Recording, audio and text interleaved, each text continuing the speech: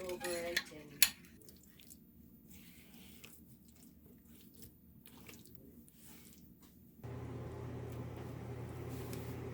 Well, it's medium well. What is up, gangsters? My name is Beansy, and today we are making roast beef. First, we're going to start with a bed of Mirepoix in an open roaster. A quick side note, Mirepoix is even amounts of carrot, celery, and onion, also known in the Italian world as sofrito. It's the exact same thing, just a different language. Everything should be about bite size. Carrots should be a little smaller, as they take a little longer to cook. This is to keep the roast from touching the bottom of the roaster, as well as adding to the sauce. Add salt, pepper, and EVOO to the veg, and stir to evenly distribute.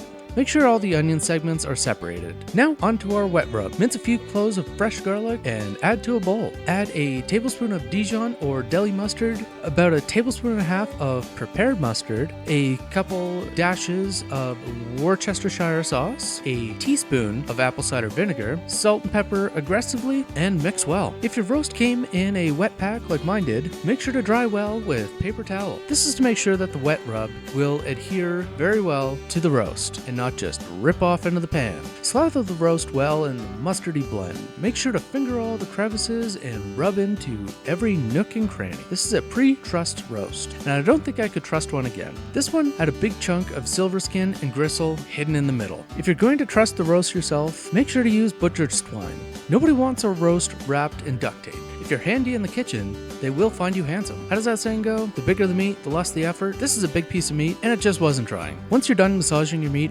place it in the center of the bed of seasoned veg.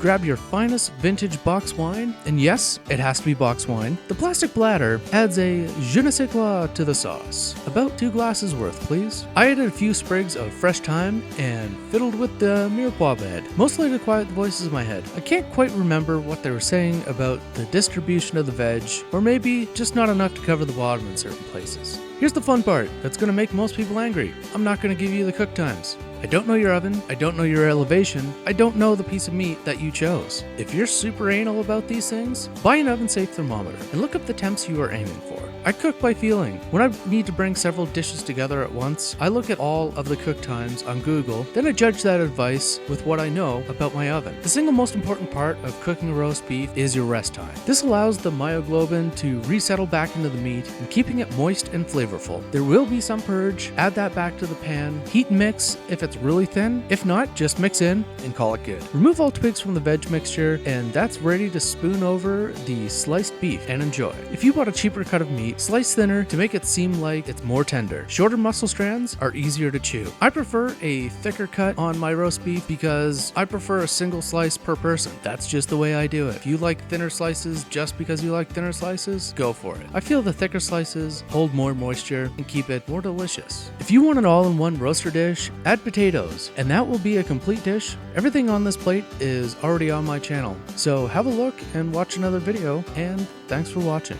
Alright, so this is roast beef with a fake pesto wagon wheel pasta and a curry cauliflower side, I guess. Alright, I'm going to get into the meat before that cools off too much.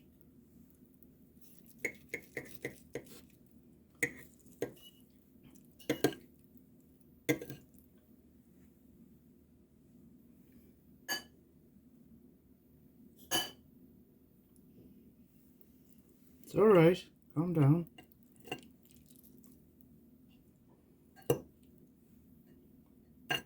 Tastes good, but that wasn't a good bite.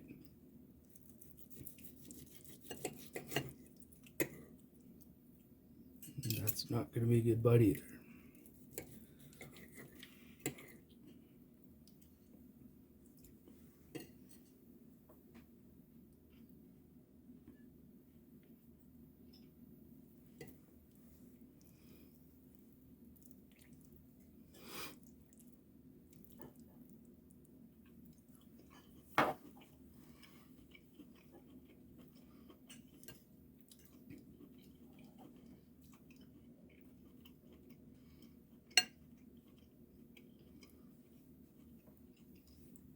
Despite being an extremely cheap roast, it's actually turned out extremely tender, and the sauce is very complimentary to the meat. Vegetables turned out exactly how I planned, and yeah.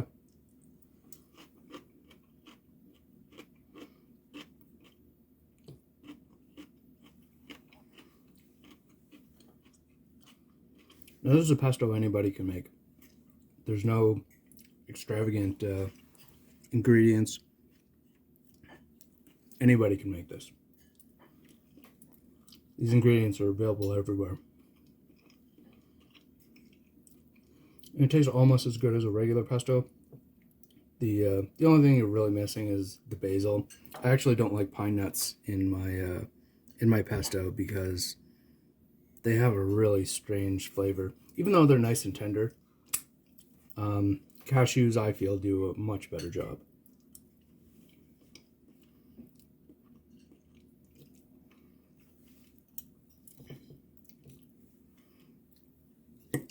Let's try the curry.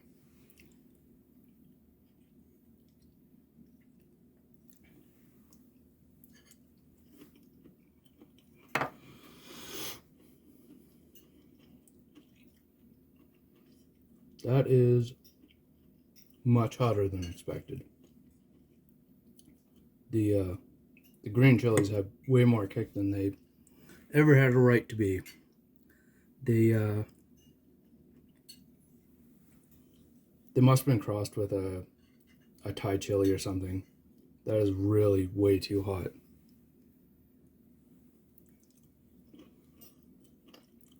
But I really like doing this rustic style of curry where you're not breaking everything down. All the ingredients still look like the original ingredients, and I really enjoy that. And the cook on the cauliflower is really nice.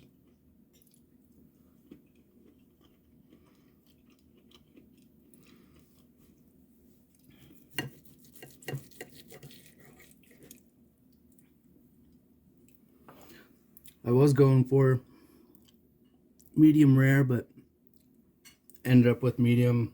The rest cook time just went over a little bit, but I'm actually really pleased with how tender it showed up, or with how tender it turned out.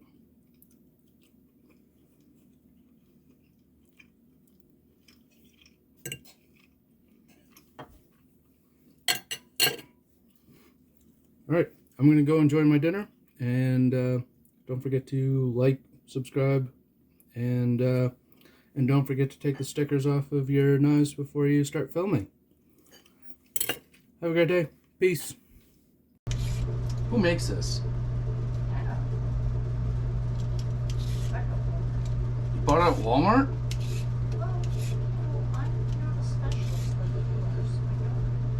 How much was it?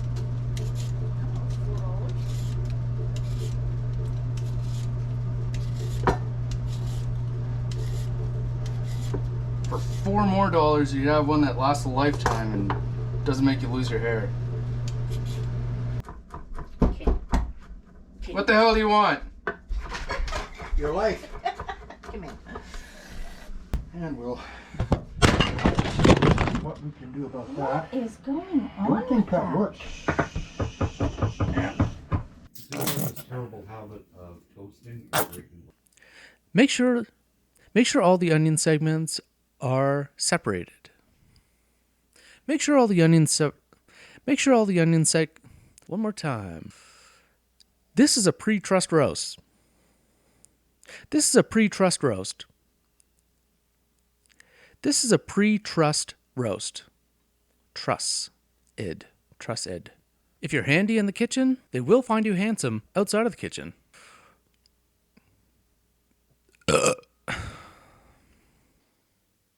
That sounds dumb too.